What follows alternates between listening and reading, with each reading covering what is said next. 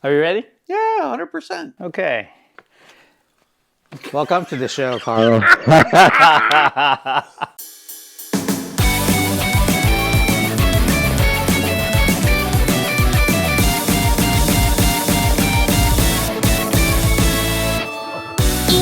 twilight zone, where secrets reside, a symphony at stars where our souls confide.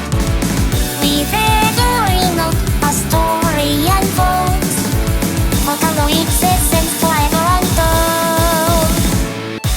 Oh, it's all right. It's cool. No, that's good. Okay. Welcome to Hello World. Today we're just glad to have Carl Rosa with us. He is a special guy. He runs a sushi class. A lot of people just love to take the class.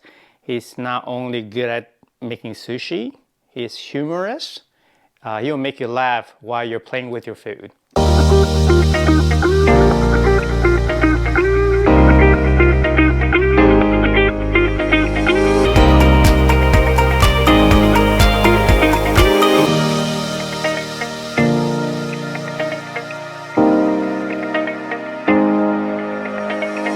Welcome to our show, Carl. Thank you very much. Appreciate it, Larry. Yeah. I know you and I, we were trying to record this podcast before the class. Right. And that didn't quite go as well as we were hoped. It happened. And then we had the class. Yeah. And we had a blast. Had a blast. And you didn't even break a sweat. Just another day at the office, right? Yeah. I don't think anything of it. Yeah. So Carl, he loved Japanese culture and sushi. Sushi and tours to Ramen, Japan and everything. tours to Japan, everything. So I invited Carl to be on the podcast because I follow him, and ever since I took the class myself, I found him to be humorous. And what's even more special is, for a very well-spoken guy, how did he get into this profession of teaching people how to make sushi? And he always started the class with a funny joke. This is going to shock you, but I'm just going to tell you right here and right now, I am not Asian. I know. That always gets a laugh. Well, that's like the 900-pound gorilla in the room. Yeah, You gotta address that's that, right. Yeah, that's right, it is. Everyone is wondering, why is a guy with a German name teaching sushi? Yeah. That's amazing. Tell us about that. How did you get into sushi?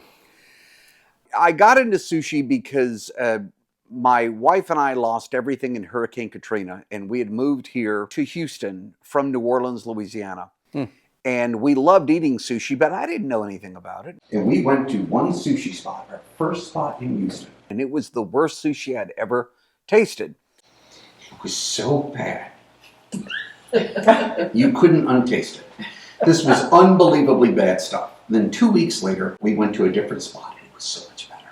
Just by comparing the first spot to the second spot. The contrast was undeniable. And I said, I hope this isn't indicative of what sushi is going to be like in Houston. In Houston. Yeah. Okay. Because it was pretty good in New Orleans, at least I thought. Yeah. And then coming here, I was really let down by my first experience. So 2 weeks later, we went to a different place, and it was so much better that I thought, okay, I got lucky. Yeah. And I shook the hands of a Japanese gentleman, an owner of a sushi restaurant. Yeah. And I said, Sir, we just moved here. We went to a sushi spot last week or a couple of weeks ago. It was terrible. We've come here. Just by comparing one to the other, your sushi's phenomenal. I just want to let you know, you've become our sushi spot. he said, okay, what makes it so good? And I said, your fish is so fresh. And he put his hands up just to stop me from talking because he was done. And he said, you have no idea what you're eating. You don't know what sushi is. For all I know, the place you hated is better than us. And he walked off. And that's what got me curious. Wow.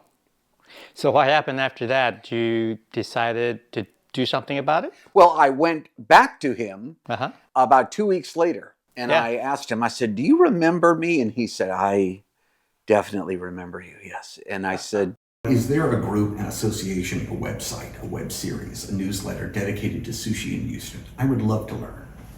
Again, he did not care. And he said, no, I've been here 20 years. There's nothing like that. And walked off again. And I had had enough of this man. I was doing my best to encourage him to explain anything, and he had no interest. I turned around, I looked at my wife, and I said, we are starting a whole new life, hitting the reset button. We do not know what sushi is. We don't know how to evaluate it, what makes it good, what makes it terrible. This guy knows. He has no interest in telling us. A group does not exist in Houston to learn about sushi. I'm going to create a group dedicated to sushi. And I named it the Sushi Club of Houston. It was the right idea at the right time when sushi popularity was just burgeoning, and we had 17,000 members in 7 years. Okay, so how long ago was that? This is 2006 is when 7? I moved here and started the whole process. Wow. Yeah. Wow. Yeah. So on Katrina, I mean, it was a devastation in New Orleans. So Total how was devastation. your situation? We lost everything. Everything. The only thing that we still own today was what we brought with us in the car. We had our cats, a cat litter pan, a computer, and a little briefcase with all of our, our wedding information and my birth certificates and stuff. Everything else we lost. So after you left, you never went back? I went back about 6 months later because you have to claim your property, and if there's anything you need to take out, it was absolutely devastated. So what were you doing before sushi? I was the head of purchasing for equipment for an orthodontic company, from chairs to lighting to air, water, and vac systems in the walls, everything. And then after Katrina, the vice president of real estate moved on, and he said, I don't want to do this anymore. I have bigger problems with losing my home. I'm doing something else. And the corporation looked at me and said, would you become our vice president of real estate? And I did. And I did that until Houston starting over everything. Yeah. Wow. So great job, great money, hated it. Hated it. Hated it. Wow. I had the office, I had a team, I hated it. Wow. Yeah. So when did you come to embrace the Japanese culture and food? Before college, or maybe the first year of college, I read a book named Shogun by James Clavell. I remember that book. Yeah. And I realized back then, I still remember the book very well, but I remembered that it was a fictional story. It wasn't history. But I fell in love with how he wrote about the culture. And then about 4 or 5 years later, I saw the James Clavell miniseries, Shogun. And that's right. I remember that too. yeah, putting the book together with the visual aspect Right. of the miniseries, Right. I was hooked. So when was your first taste of Japanese food? That was in New Orleans, probably early 80s. Really? But I knew nothing about it. I didn't know what I So was eating. it was, the raw food was okay with you at the time? I think my brother, I have 2 brothers. My oldest brother said to me, have you ever tried sushi? And I didn't know what it was. I thought it was raw fish only. And I said, that has to taste terrible. Raw food. Yeah. And he brought me to a sushi restaurant, and I was surprised at how good it tasted. And that just got me, but that got me eating it, but I wasn't addicted or anything. But Right. when I learned what real sushi was, that changed everything. That changed everything. I still remember taking your class. You were telling us it's all the same sushi roll, but they just named it differently. That's right. So always look on the Always look on the menu. the menu. That's right. A lot of sushi restaurants do that. It's a way of expanding their menu and adding profit without lifting a finger. Right. Well, it takes someone like you to figure that out. That's a lot of Let people know, experience. because flowery name, the same ingredient. Yeah, well, you'd have a California roll, and it will say California roll, cucumber, avocado, imitation crab, $6. And then on the specialty roll, they'll call it Dragon this or that, or the crazy dragon, and it's the exact same ingredients with the ingredients reversed with adjectives. So it says crispy, crunchy cucumber, tender, succulent slices of avocado, and imitation crab, $17. yeah. Yeah. My wife Virginia, she would never let me make sushi at home. I do a lot of cooking at home, but okay. sushi is not one of them. Even though we eat a lot of them, she never trusts me. I don't trust your fish because it's probably not sushi grade. We need sushi grade fish. I don't know where to get them. So tell me, what makes fish sushi grade? There is no such thing. It's a myth. It's a marketing concept. No different than you hear car dealerships say we're the lowest prices in town. It's marketing. there are different cuts of fish that you are used to eating. But there isn't a type of fish that you catch and you say, this is sushi grade and this is not. That's not how it works. Wow. There are certain areas, for example, on the back of the tuna. The back area is very dark, deep red. That would be called akame. That's a different type of tuna than the fatty tuna, which is near the stomach, and there's less of it. That's toro? Or? That would be toro or chutoro, chutoro, which is a medium fatty. Medium fatty. But it depends on the cuts of fish you're used to eating. That would be a sushi type, but not sushi grade. People are under the impression that there's a grading system. There isn't. It does not exist. The FDA has no guidelines. But what about the preparation? Like, I heard there's some flash freezing of fish required. Usually that's handled by the distributor. The distributor will flash freeze it the moment that they get it. Then it's cut, portioned, and sold. When you buy lots of sushi grade fish online, that's been done for you. When you get it, it's in a styrofoam container, vacuum packed, ready to go. Would you recommend if I go to Kroger's or H-E-B to just get some salmon and make sushi? The first thing I would look at, I would walk up to the fishmonger behind the case and ask them, what do you have that is good enough for sushi or quality sushi? And sometimes the fishmonger will say, only this. This is all we have. Or, oh, everything in the frozen section is great. Then you can go from there. But always ask people that are in the business. Oh. So you can't just tell by looking at the fish? No. I see. Because some of the most unimpressive looking fish is the best for sushi. You can't do it by looking. Oh, interesting. Can't do it by looking. I watch on YouTube a lot of sushi preparations. Some fishes are so ugly. Yeah. You ever handle what's called a puffy fish? That's puffer fish or fish. That's a takifugu. Yeah. That's the poisonous blowfish. Yeah. How do you have to handle that special? Well, you'll never get it in the United States. Never. But these days, again, it's a marketing thing. Now in Japan, they are farm-raised, non-poisonous. Right. So there's no poison to it. They're deliberately raised non-poisonous now. Genetically engineered? Yeah. So when you eat it, you are eating takifugu or poisonous pufferfish, but there's no poison to it. So there are some restaurants, and I won't tell you which ones, they take a little herb and place it underneath the fish so it tingles your tongue and you think you got a little bit of the poison. I kid you not, that happens. That's a marketing It's marketing thing. Because you eat it, you trust the chef, and you say, I think I got some. And you don't. It's true. It's true. Boy. I've had chefs confess that to me. Sure. Before you became a sushi instructor, sushi chef, you started a sushi club, right? I think you mentioned that a little bit. Tell me how that sushi club went from the beginning to something I believe became extremely popular. It happened organically. There wasn't any sort of a business plan behind it. I was simply hosting dining events for people who wanted to eat sushi. And what we would do is we would trust the chef to come out. We would rent a private room. A chef would come out and say, here's what I do. This is what I do that's different. This is what other people do. This is what I avoid. This is what I focus on. Try this, avoid that. And we would eat and then rate it anonymously online, give them a printout, what we thought. Okay. That obviously was the right idea at the right time.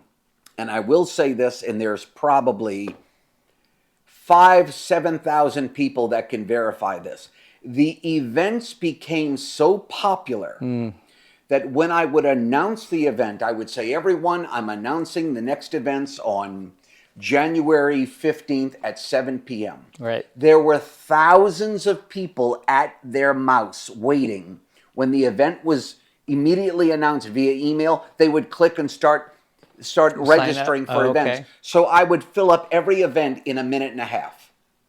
A minute and a half. Wow. It got to be a problem because I would see all the submissions coming in and my scroll bar was getting smaller.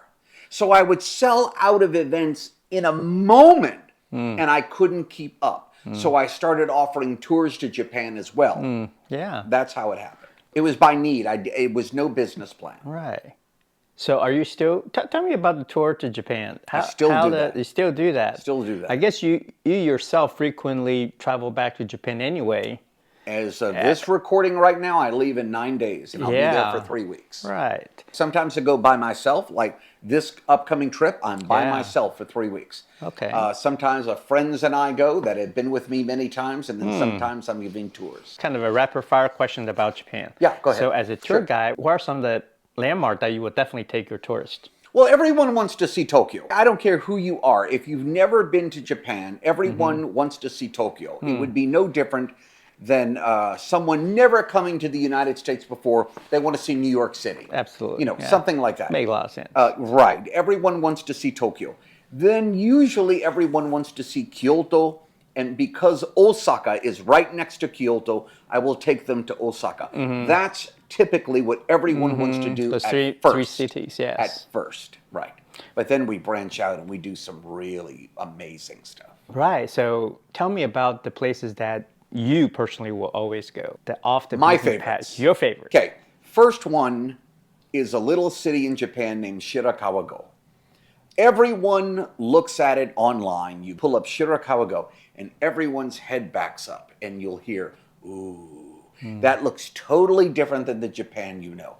It is so unbelievably clean and pristine that people think they're at a movie set. That's the first place, Shirakawago. Which one was the one with, you said there are fish that swim in their... That's it, in the drainage ditches. Is so clean. The drainage ditches are so clean that koi swim. Koi swim through it. People stand there with their camera Watching and fish. just taking pictures of beautiful koi, go through the drainage ditches. What's your favorite sake? Daishichi Miyoka Rangyoku. Say that twice. Yeah, I'm not going to try. Yeah, that's the best I've ever had. So what makes that sake good? The quality of the water, the way that it's fermented, and they grind the rice grains down to like 8%. It's unbelievable. To release the flavor. Yeah, just pure potent flavor. Oh, it's remarkable. It's very expensive. I've seen them have filter and unfiltered sake. 5 different types of general. You can have different categories of those categories, but roughly there's 5 different types of sake, and that's one of them. Okay, all right. So what's your favorite sushi? I mean, when I mean sushi, I mean like if you go to a say different type of nigiri. Yeah. And you looked at it. What's your favorite type? Smoked, or they call it hay smoked or hay fired skipjack tuna, which is known as bonito. It is the most. Yeah, I've been to the finest sushi house, Sukiyabashi Jiro, many times, and the first time I ever tried hay fired skipjack bonito nigiri, it was incredible. And now, whenever I go to a very nice establishment, I'm looking to see if they have it. Very good. Do you know anywhere in Houston that have? No. I have had it in Houston. There's no comparison. No Okay. Comparison. I won't even try it then. Yeah. But I'll look out. But in Japan, possibly. Definitely. Oh, You have a lot of folks in Japan, Right. a lot of sushi houses, they call them sushi-ya. A lot of sushi-ya that provide Okay. So what's your favorite Japanese hot food? ramen. Hands down, ramen. You get some great ramen. That's a You like life-changing. ramen better than what's the one with the fat rice noodle? The fat, what you mean, udon? udon, yeah. No, I like ramen better. Ramen better? Yeah. Yeah. Ramen is amazing. I like both. I remember in New York, actually in Tokyo too, they have in Tokyo Ichiro or Ichiran. Ichiran. With the little booth. Yes. Yes. Individual booth. Yes. What's They with take that? What's with that? I mean, you need the solitude while you're eating a. It's humorous to us. Yeah. In the United States, but they take it seriously. No distractions. We're going to serve you a phenomenal bowl of ramen. Pay attention. And you're going to eat it. You're not going to have a conversation. It's not going to cool down. Focus. It's you and the ramen. Yes. Okay, so now that you have come to appreciate Japanese food, if you come across someone who had never had it, how would you teach them how to appreciate Japanese food? Don't look for the overcomplicated concoctions that are invented in the United States. Okay. That just drowns it out. I'm a part of many food groups. And when people post, oh, I just went to this new place, I had something called the hot sake roll, and it has 7 types of fish with 4 sauces, with crumpled tempura flakes, a doll's head, batteries on the back, and a picket fence. That's ridiculous. There's no way that you could put it in your mouth and say, I can tell that they focus on the tuna or the salmon or the yellowtail or the amberjack. Gotcha. It's too much. Yeah. There's no focal point. I do remember went to a steakhouse where if you use A1 steakhouse on your steak, The steak sauce. It's a steak sauce. It's an insult on the. Very much so. Very much so. Right? It's kind of like They that. take it very seriously. Yeah. It's a different focus in Japan. Yeah. It doesn't have to be food though, but whatever it is that they're focusing on is almost, not quite, but almost religious, and they take it seriously. It's the way it is. So you and I talked earlier, you mentioned one of the Japanese culture attracted you is the appreciation for quality, but simplicity. Simplicity is probably more important than quality. Yeah. Yeah. This is an easy way to explain it. Yeah.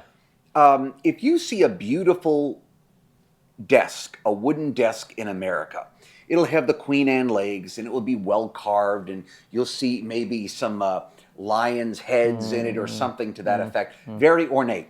In Japan, it would be perfectly flat, hand sanded. So it's not about being ornate, ostentatious, and overly decorative. It's about absolute simplicity, which isn't easy. Simplicity is not easy.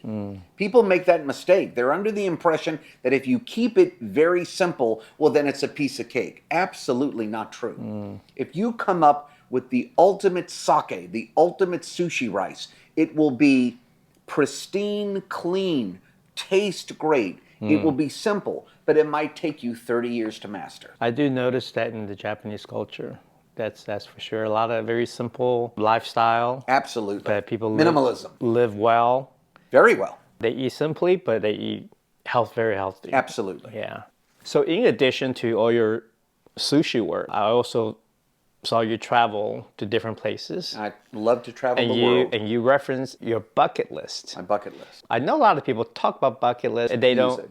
I got to put that on my bucket list. Yeah, they say that, but They don't just say it. do it. But you do. I take it pretty darn seriously. Tell me about your bucket list. What's in your bucket list and why those are the items in your bucket list? At the age of 40, I started my first bucket list, and it was all about accomplishments, things that I wanted to do. I wanted to meet the greatest sushi chef in the world. I wanted to become a tour guide to Japan.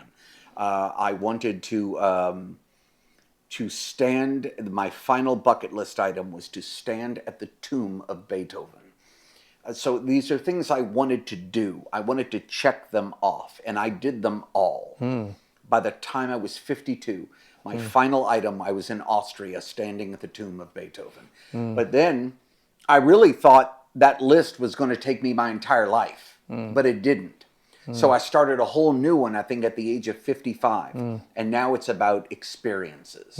Everything is about experiencing rather than accomplishing. That's what I'm doing now. So what are some of the new experience bucket list items? Oh, there are so many things that are on my new bucket list.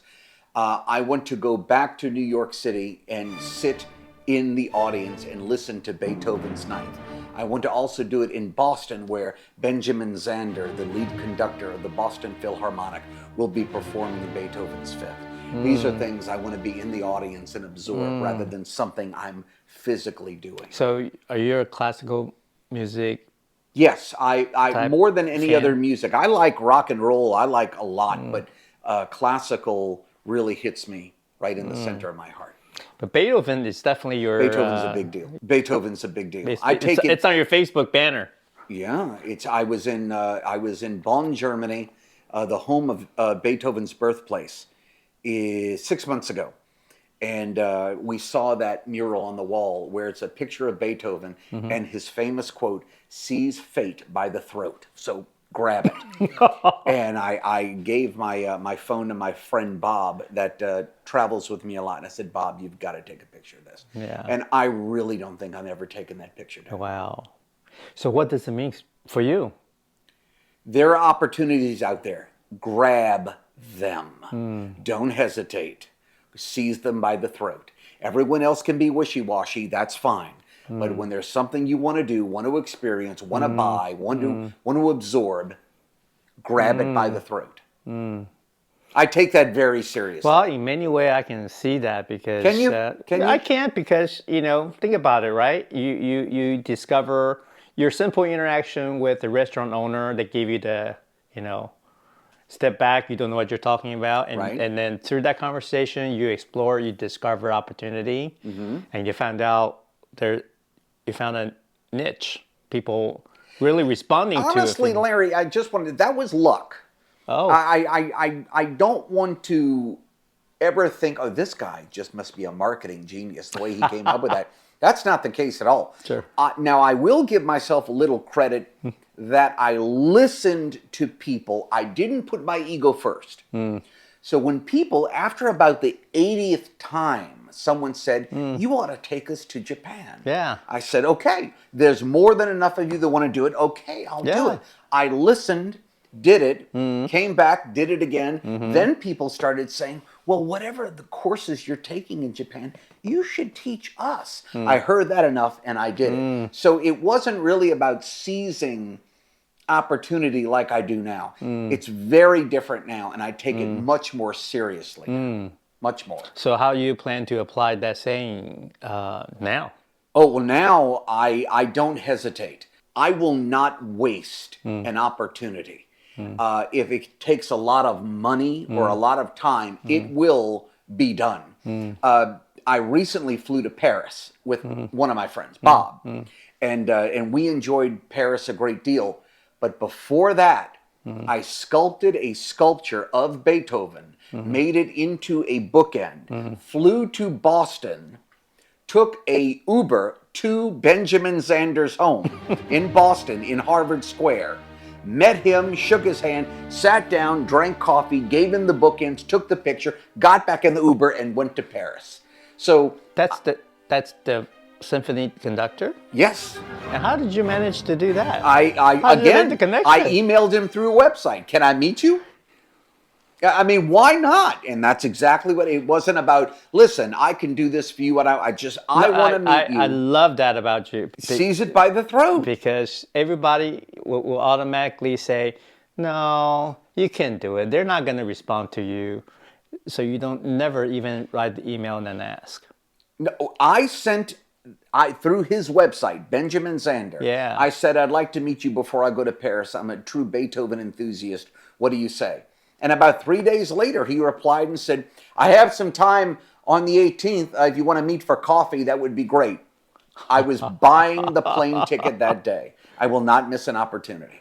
So you flew there just for that? I flew to Boston just to shake his hand and give him bookends. And then I went right back to the airport and flew to Paris, France. No, I think about it now and I kind of... You have a lot of confidence to act on it, not just wish for it, but act on your wish. Yeah. See what happens, right? And that at least you're doing it. If you don't do anything, it will not happen. It was nothing but a message sent via... That's right. No, I agree. But still. But it was nothing but a message sent to him. Right. If he replied, awesome. If he didn't, awesome. Either way, I'm going to give it a shot. And he replied.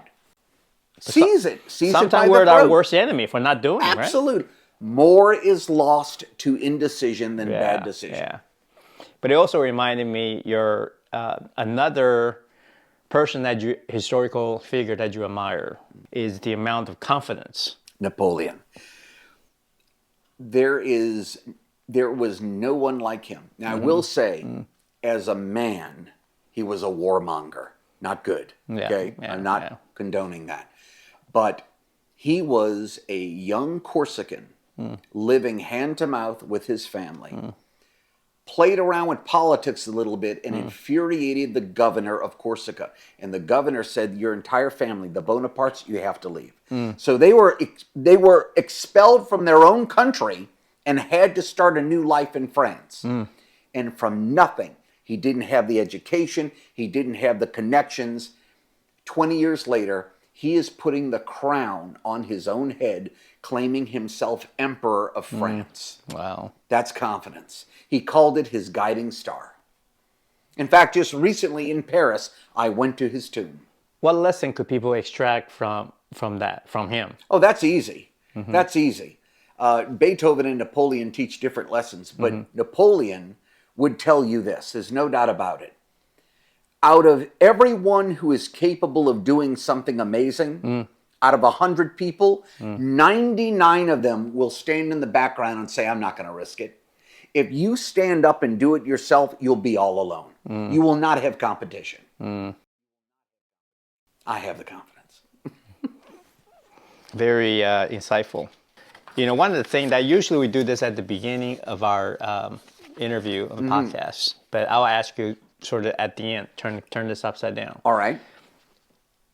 If the audience want to get to know you quick, what's 3 words that best describe who you are? I mentioned this to my wife, and my wife came up with 3 letters. CEO, like the CEO of a company, but C for creativity, E for enthusiasm, and O for overthinking. Those 3 are definitely me. I will pat myself on the back with one thing and say that I am creative. Now, I use a system that I created to be creative. It works like steroids, but I'm creative and I use my own systems to do that. I am so enthusiastic.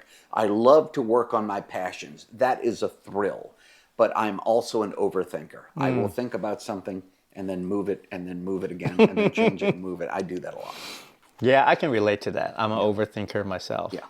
But you also have empathy. You care about what other people Yeah, thinking. And you're a listener, clearly. We just talked about that. You listen to what people want. Well, it's because it matters to people. Right. I think you can hear people, but you may not listen to them. And that's different. Being a good listener makes all the difference. People want to feel like you're really talking to them. Right. And I'm pretty high on the empathy scale. I care a lot about what people feel and think. Last question. Yeah. Taking your class, people can't stop laughing and really enjoy the class. People may comment to me and go, well, Larry, Carl is so funny. And put salmon, you have salmon sushi. If you remove the salmon and put avocado, you have avocado sushi. If you remove the avocado and put a shoe, you have sushi. It does not matter. Right? Where did you get your humor from? That's a good question. I don't. My dad had a great sense of humor. He passed away about 25 years ago, but he had a good sense of humor. He wasn't a good joke teller, but he liked to laugh. I'm not exactly sure where I picked up a sense of humor, but I will tell you this, and it's a little embarrassing to say, I practice it. That's okay. But it's true, I do. Okay. That line I opened with, that probably went through about 6 or 7 evolutions before I got it right. And once it hits good. But probably the first few times I did it, it wasn't funny at all. But I kept working at it, and now it's the first thing I lead with, and it's a great way to break the ice. Yeah, that's great. Yeah. No, I think it's important for the sushi class to be very festive when people begin to, laugh and joke about it and enjoy. And if you think about it, it's a bunch of grown-up playing with their food. It is, but the reality is the very first thing that people are thinking, even before the class starts, is, this guy's not Asian. What is he doing? I mean, everyone does that. I would do it. I would do it. If I wanted to take a Tex-Mex class and a guy that was teaching me was Sven from Norway, I would wonder, what in the world? This is not his culture. I don't know why he would be. So if I come out of the gate making a joke about myself that, let's be brutally honest, everyone, I am not Japanese, but I do it in a humorous way, the tension is broken and everyone says, okay, we're going to get to this. It's just a good way to do it. No, it's very clever. Carl, we had a fabulous evening. I did too. And we had some pretty awesome guests. And I want to thank you for sponsoring the meal for us to enjoy. It's my pleasure. And I think all of our guests really enjoyed it. And these are special guests. Some of them are returning guests. They were great, yes. I know my wife, Virginia, she's already taking this, 3rd time? Well, here's the thing I want to make known. Virginia took my class twice or 3 times. This, I think, is the 3rd time. And when we were done with the class, She made more sushi when the class was over. She made more afterwards. That's all. That makes me feel so good. I love it. Well, that's a sign of a good instructor. Thank you. I appreciate it. Well, thank you so much, Carl. Thank you. Glad to have you on. My pleasure. Take care.